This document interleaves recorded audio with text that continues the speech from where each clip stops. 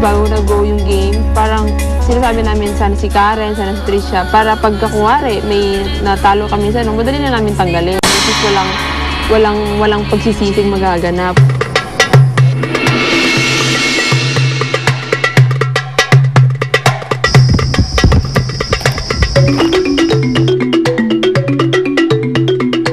Nagtago pa kami para hindi kami makita.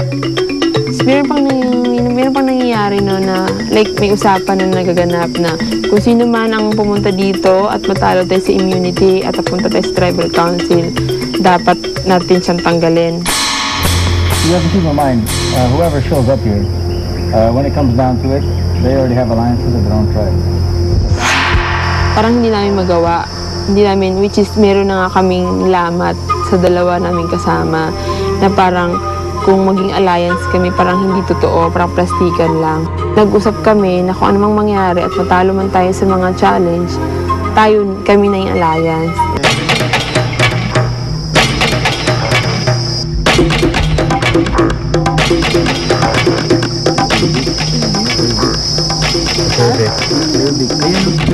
I wasn't happy. Kasi alam ko close sila Ervic tsaka si Moy. So, when we got Ervic, parang ang numbers namin, we're tied now. It's 3 against 3.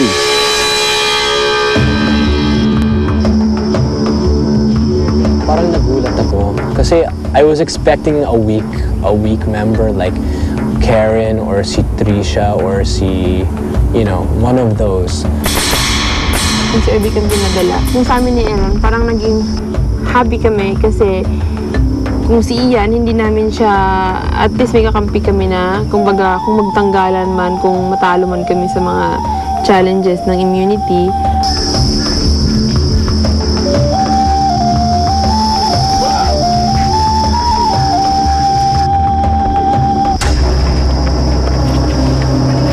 Balik ka na, huwag ka na mabalag. Kidnap ka.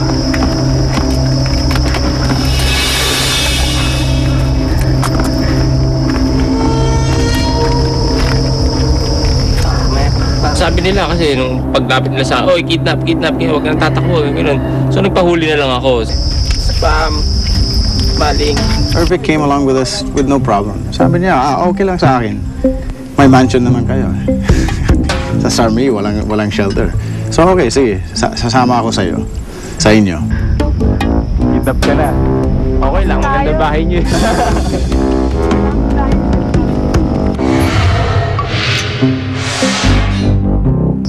Susunod sa Survivor Philippines. Tell him what she told you. Yeah. About the plan to get rid of him and Aki.